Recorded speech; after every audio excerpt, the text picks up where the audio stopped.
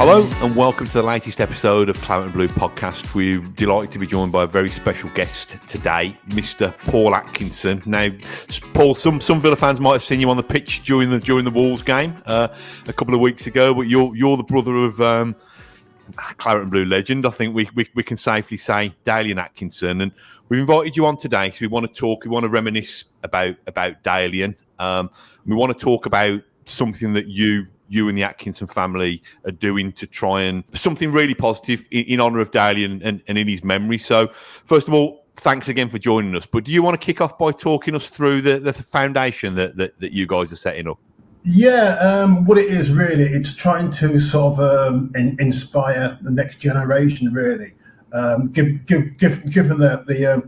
our future with the kids some sort of future, something to look forward to for themselves, and some possibilities. With the foundation, it's really, we need to get some funding together so we can start supporting.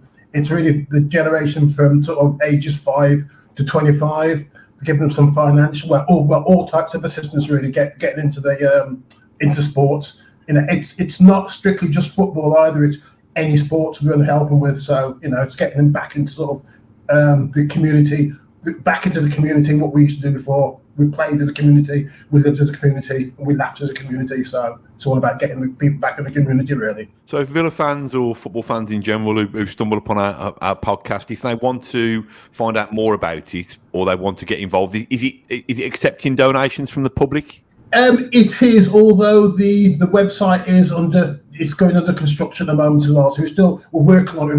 We've not sort of done the official launch of it yet, so we just it's in the background working at the moment, so you still can donate. When we spoke off air, Paul, we're not going to go into massive details about the circumstances of Dalian's death, but it's one way I think that the family can really kind of try and get something positive that honours his memory. That's absolutely right. It's so that he touched all of us.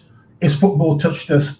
And we want his legacy to touch the next generation, really. So, that's what it's all about, really, as well. So, giving them the same chances he had, more chances than we had, really. So, I'll give you my little bit first. My memory of Dalian kind of playing for Villa in the early to mid '90s was that he was this kind of swashbuckling footballer who had got all the kind of weaponry, I suppose, in terms of, he got the size of the guy, the pace, a bit of panache, a fair bit of panache, the ability to strike a ball. Were you a footballing family? Were you a footballer yourself when you were growing up?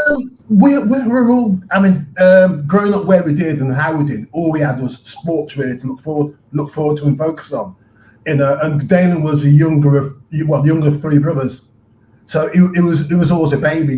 He was always a little one dragging behind, who had to sort of like, when he started playing, because he would play with the younger kids, but they'd always want to play with us as well, being the older kids. So they had to step up their game, which is why he became so good as well. Because the competition every day was a competition for him, playing out in the families itself, playing out in the streets, playing football on the street, doing track and field on the streets. It was all competition. So that's what he knew. That's what he knew. And to survive, that's why the way he was. He was sort of like, people say he was a bit brash and a bit he had to be. He had to be, otherwise he wouldn't have survived at home, So, yeah. So were you kind of making sure that if he wants to play with the big boys, he's going to have to look after himself? We're not going to do any favours. You need to him being the youngest, his pecking order, wasn't it? Pecking order, and unfortunately, that age, you got the shit end of the stick, didn't you? Really, so that's just the way it went. You have to learn. So that's what I'm doing. So So at what age did kind of he and the family learn that actually he's a bit good here? Well, he was never that good. No. No, he's a younger brother. He's just a younger brother. That's all. Fair enough, he can play football, but so what? You know what I mean? But it's just a younger brother sort of thing. School days, really. Obviously, because being that much younger, we didn't really pay him that much attention. Because he was just snotty little kid, wasn't he? So he's not going to pay him that much attention. He just got in the way most of the time. But but later on during school days, he started to show potential. But then again, my elder brother was an excellent, great footballer. My elder brother was absolutely brilliant. I played for obviously school teams, that sort of stuff as well. So if you imagine it, we're all older than him. He's the youngest one. He didn't look that good until we'd actually left school and he'd started. When he went to sign for Ipswich Town, and I thought, oh, he's probably all right, isn't he? So he's probably all right, yeah. After all this, he's probably all right at football. So So we didn't notice it because he was just a little brother, really. So until he actually made it. So yeah. So was that a bit strong? Were you still? I'm just trying to think. So would he have been like kind of late teens when he signed for Ipswich? Would you still be living at home by then, Paul? Or no, he was still at home. I'd already left home by then, but he was still at home. He was still at school. So one of our school teachers was liaising with his manager at Ipswich Town, so he could go down to Ipswich and play, and then come back to school and do his well. I suppose he'd done his exams. I don't think he'd done many of them anyway. Didn't need to. If he'd signed a professional football team, last thing he's going to do is do his exams. Really, didn't need to do that, did he? Given the character that he was, that wouldn't have phased him, kind of moving away at an early age and stuff. Or oh Lord, it's difficult to explain. I suppose with the competition for him was a bit of a hostile environment. I suppose our upbringing, we didn't have a hell of a lot. Our parents weren't that great to us, so I think he was glad to get out and spread his wings, because if under that constriction for all that period of time, his first chance you've got of freedom, you're going to take it, aren't you? So which is that's what football was for him. So it's a way of getting away, getting out of it. So he could be whoever he wanted to be playing football. So he could perform, he could do whatever he wanted to be he wanted to be. And that it was sort of like I don't know. I suppose all the years of captivity growing up, he just opened the cage and he flew away, and that was it. He's a footballer, so he didn't really want you guys to turn up and watch him. What was the phrase that he used? No, it was like, he goes, "I don't come to where you work and watch you guys work, do I?"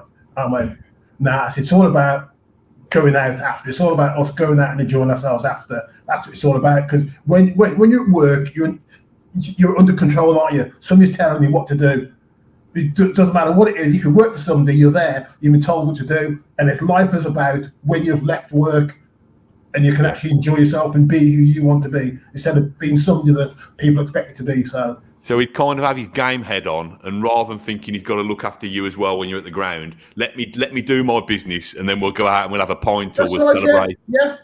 What do you want to watch me running around the pitch sweating for? This is an Aston Villa podcast, and we've got super fond memories of Dalian.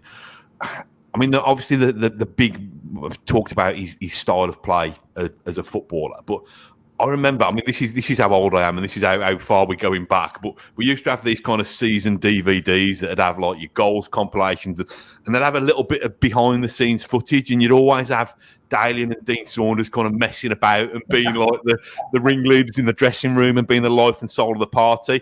Was that an accurate kind of portrayal of what he was like? Yeah, he was, because even if you didn't, well, then very rare you didn't hear him, but even if you didn't hear him, you knew he was there. You could feel the vibes. He was there. You knew, walked in the room, I know he's here. You can just feel the vibes. He's up to no good somewhere. So yeah.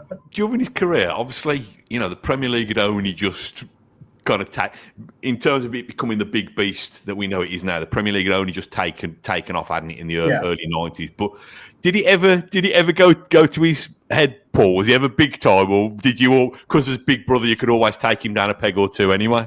Yeah, but after a while, he wouldn't listen to you anyway. He just sat single-minded. He just do what he wants to do anyway. So it doesn't matter what you said. He'll made his mind. That's what I'm going to do anyway. So but he wasn't not big-headed in that respect. No, he liked his flash things. He liked bright, pretty shiny things. But I don't think he was big-headed. I don't. No, wasn't. He was single-minded, not big-headed. So give us a flavour of some of the shiny things. Then was he rocking up in kind of super flash sports cars and always because obviously because around here we had our community, we all grew up together sort of thing. Whenever he's playing away or whatever, and he say, right, okay, I'm back down for the weekend, so he'll give me a call and go, right, I want to know who's driving what. So I want to make sure that I come down with a better car than what everybody else is driving around there. And that's just the way, that's attitude competition. That's what happens every single time. So, So what? So these Ford Escorts parked all around the estate, and he comes and rocks up in what kind of thing would he be driving then? Well, Maserati bi-turbos, Ferrari, was that 355 Spider, was it? Yeah. It also, Lotus, most remember his Lotus Carp as well. He's obviously he's a Villa winner at the Lotus Carp as well, and that thing was awesome. So, yeah. I suppose it had to go with his whole his whole persona. Everything's had to be flash. So he had to have a nice car, dressed really bright and flashy, so people can see him coming. Just him, so you knew it was him. So from a distance, you know it was him. So yeah. When he came to Villa, obviously became part of what was. I mean, we hope that we're on the brink of something special now under Unai Emery. But in terms of the football that we're playing now, you probably do have to go back to the Ron Atkinson era, which included the likes of Dalian, for Villa to be playing that kind of swashbuckling style. Do you think, obviously, Dalian over his time would have played for quite a few clubs, but do you think Villa was a good fit for him at that time? It was perfect for him. It happened at the right time. I know when he first signed, he was injured for a while. I mean, but in essence, I think that gave Saul ages ago, didn't it? Yeah. Yeah. So when he's at the start, so he got in there, I suppose. Yeah, it just fitted nice. He's been sharing. It's our people around here anyway, so that's where he's from. So it fitted nicely into him. And did that kind of help him? You think that he was back home effectively, or did that never bother him? Or yeah, he did love play. He loved playing for Villa. He really loved it. The fans were really even when they used to call him Sick Note, he knew that they were just trying to wind him up. Just because he was economical with his energy sometimes when he was playing. He knew that he was loved, and that's what mattered. That's all that mattered, and that helped him to play better as well. So I remember Ron talking about he would only really show up physically at the big important games, but that's economical, isn't it? That's that's what it's all about, really. Isn't it? We went to interview Ron a month or so ago for this podcast, and he was speaking about Dalian, and he said exactly that you've just said. You might not notice him for a while, but when he wants to be involved, he'll come along and he'll just explode into action. And I think he was saying it might have been when he was at Fenerbahce. I don't know how true this is, but he said that at Fenerbahce, the president there offered him some magnificent sports car or some bonus if he scored a certain amount of goals, and he'd kind of done it within the next 3 weeks or something. Does that ring true? Yeah, that's true. Yes, right. Yeah. That sort of stuff, though. Give him something what's difficult to do, a challenge. He's up for it. That's what he's up for. Which is why the easy stuff, obviously the easy stuff, it's just too easy, isn't it? You don't get the recognition for doing the easy stuff, just for doing the really difficult stuff. That's all about really. You have to shine. So Was he one of these annoying people, Paul, who was good at everything, kind of sporting wise? Was he? I presume he was a good athlete and.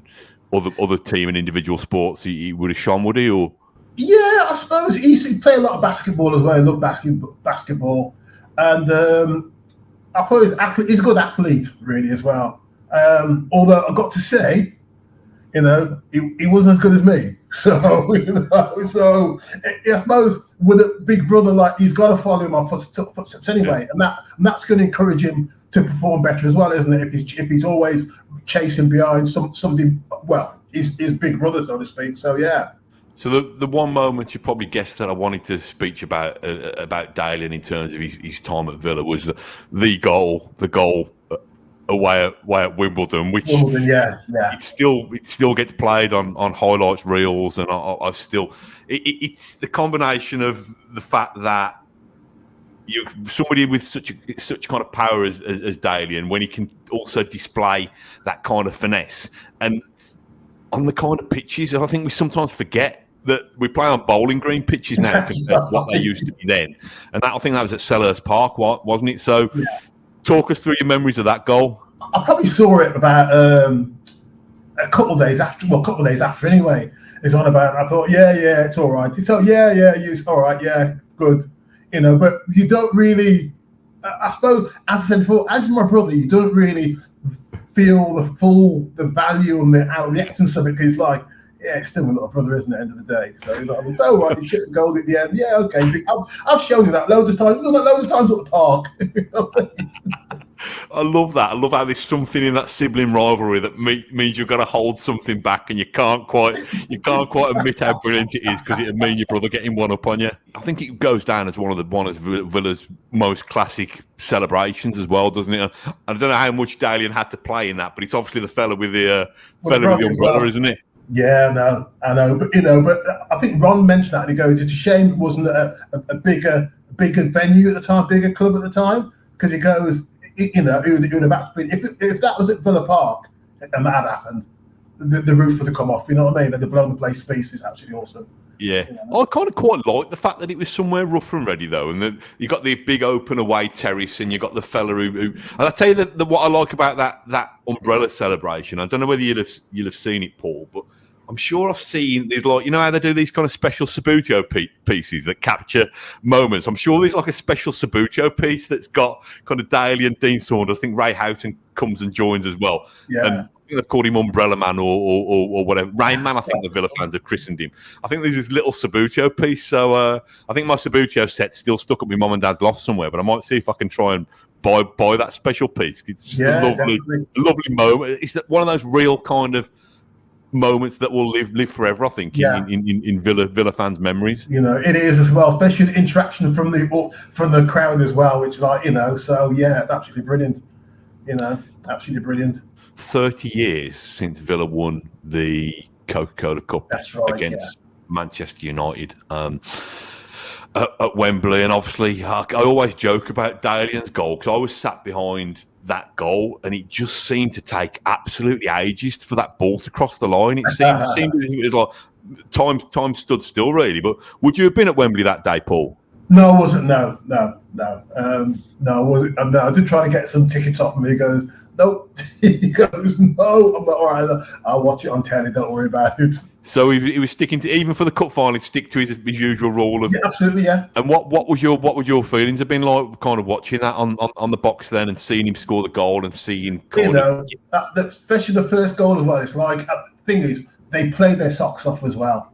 Yeah, you know, and Dalian, he was putting in the effort that game as well. He was doing a bit of running around. You know what I mean? You know, he's probably had one of those one of them stepometers or something on him at the time. I don't know. He's trying to go for his record steps that day, but I don't know. But it was absolutely phenomenal. Scoring the first goal, he would have scored the third as well, wouldn't he? Except for the Kanchelskis handballed it. So of course he got sent off. So he got two that day by rights. It was phenomenal just watching it. And it was virtually all my guys I worked with as well. They supported Man United as well. So you know. Oh, brilliant. So it made things that much sweeter. So obviously you said there with him scoring the goal in a cup final win, and Ron saying that he's the man for the big occasion. Did he ever suffer from nerves? He must have done, because you don't know what reception you're going to get, do you, when I go on a pitch sometimes, especially back in them days as well. You didn't know what sort of reception you're going to get, so you know you get nervous at times. Yeah, definitely. I think sometimes there's a feeling that just when we're on the brink of something, you know, almost like Villa flirt with you, and then the carpet gets pulled, and then you have to start again. And there's obviously that when we won the European Cup in the 80s that we thought we were then going to go and dominate for years, and then we were relegated within 4 years. And I think with Big Ron, when we won that trophy, I think we thought, and we came runners up to Man United in the league, didn't we, in the first year of the Premier League. I thought we were going to really, I don't know, go on to achieve massive things again. And I just wonder if, you know, I'm probably being a bit, you know, we can't change what's gone in the past, but Dalian probably could have stayed at Villa and become a career player at Villa, but circumstances just didn't work out that way. Yeah, that's right. Whether something, obviously, he went to Villa originally from, obviously, he was in Sociedad, wasn't he? And Ron. Yeah, because Ron knew him at Sheffield Wednesday, didn't he? Right, and then and he always said, he goes, Ron was grooming me when I was at Sociedad. He's bringing me all that stuff, telling me all these great things. He's going to down at the Villa. He goes, got a load of great stuff. look, I've got to do this, I'm going to do that. And he goes, come on, David, come on, and not me. And he goes, oh, and he had him, so he went down. He goes, I'll come down to play for him again at Villa and that. So, yeah, but I think after a while, it's obviously you get, that period probably got a bit disgruntled after a while, or things weren't going his way, or that's what it was like at times. Something wasn't going his way. I'll go, you know what, I'm going to do, I'm out of it. I'm going to do it my way anyway. So, do you think Ron was a kind of good mentor for him during the time that they were together? Nothing against Ron, because Ron's a businessman, but Dalian was just a kid who's made it to the big time. So he didn't fully understand what business was about. Yeah. So he might have taken some of the things that Ron had said or done as personal or whatever, but it was business. It's probably, I think, Dalian was a bit more business minded, focused. He might have stayed there. Yeah. That's it, really, yeah. So I don't think Ron did anything wrong at all. It's just their, clash of personalities, really. So yeah, I'll tell you something funny. When Dalian used to be playing away, and I'd ring up the hotel where he's playing in sometimes, and the odd occasion, I think they put me to Ron's room. Right, I'm talking about. He goes, oh no, it's not me. He goes, you want that lazy in the other room? He's going. I shut up, you fat because you forget, don't you, sometimes that mobile phones wouldn't have existed back then. So if you wanted to get hold of him, you'd have to go that way to get hold of him. Yeah. You must have been immensely proud of what he achieved as a footballer. Oh yeah, definitely. Because when he came back home, he was a prodigal son that's come home. It was. He dreamt the impossible dream, and it happened. So. Absolutely brilliant. All the success that he had as a footballer, to you, he's your little brother, though, isn't he? So you know what I mean? Right, yeah. That's it exactly. Yeah, it doesn't matter how. That's right. Yeah, no matter how famous you get, he's still my little brother, isn't it? Today. What I wanted to just finish on, Paul, was just to say I think we've been talking 8 years on now since Dalian passed, and. A personality and, a loved one like that must leave a kind of massive void in your life and the lives of your family. And just without it sounding like too trite a question, just how are you all doing now? Is the foundation and the bench? Actually, we never spoke about the bench, did we? Talk to me about the memorial bench. During the case. During the court case, obviously we're asking friends to try and help us sort stuff out in the background because we're too busy involved in the proceedings, whatever. So the bench is something we've been trying to get a memorial done for years, to be honest. And I think I connected with our local councillor, Sean Davis, and his team, and they said, well, that's the least they can do, for Dalian, the Telford schoolboy.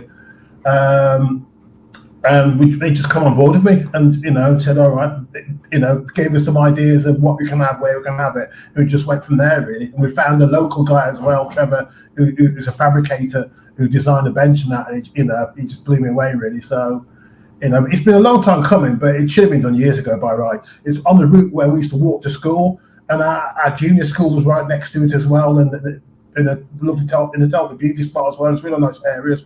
Kids were able to walk past and see who he was and see what he achieved, and it makes them think, I can probably do that as well.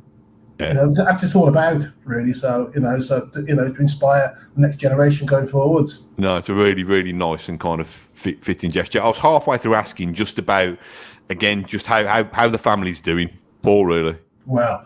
We've been in a quagmire of emotion since. It's just when people say to you, life changing events. It's like this sort of thing. We used to say, this doesn't happen to you. This is stuff what you read about happening to other people. So when it happens to you, nothing can prepare you for it, really. And the devastating effect it's had on the whole family, really. So we're never going to be the same again. And I suppose as well, it made it worse when because it took 5 years to go to court. So we were left for sort of 5 years with no support, nobody really in our corner, nobody's going to come and say, okay, let me come and give you guys the support because we knew what happened, but nobody knew what had happened. So it's very reluctant. A lot of people are going to come and support you, and they're going to turn around at the end and go, "Oh, he was guilty for something after all." Yeah. So that's the way I felt all along. We've not been given any sort of support all the way through until they found out that he wasn't wrong, and then some people have gone, "Oh, we can come on board now," which is, obviously nothing's going to bring him back, but it's not going to help us either, really. So it's it's not only the grief, but it's also the kind of the fight for justice. It's a kind of double whammy, isn't it? It's isolation as well, for that period of time. I mean, I'm still talking with my sister, my brothers and that, and I'm like, I still don't know why it took 5 years to get to court. Yeah. And it's like it's so surreal, But it is what it is, and it's all about the future. It's all about living anyway. Life is about the living. So that's what we're focusing on now, trying to get ourselves back together, really. Oh, well, listen, I know that you, like I said, you were paraded on the pitch with some of the 94 heroes at Villa Park the other week, and I hope that you kind of felt the love and support from the Villa fans that day. Absolutely awesome. I was suffering from anxiety or whatever, but I think everything went when I went on the pitch. So it's to feel that love. It's somehow. I mean, thing is, that's what Damien would have been feeling every time we went on the pitch. Yeah. And that, I suppose that will make you do the impossible when you've got that much love pointed at you. So, it's really good, really great. No, well, listen, thank you so much for joining us. Like I said, it's Dalian Atkinson will forever remain in our hearts and in our minds as a Villa legend. And I've really appreciated just taking that little trip down memory lane to get a sense of who he's like get a sense of what he was like from somebody who knew him best. So thank you, Paul Atkinson, for joining us. You've been watching the Claret and Blue podcast, and Dalian, we love you, mate. So rest easy, and thank you for the memories, and thank you, Paul, for your time. Thanks for inviting me on as well. Much really appreciated.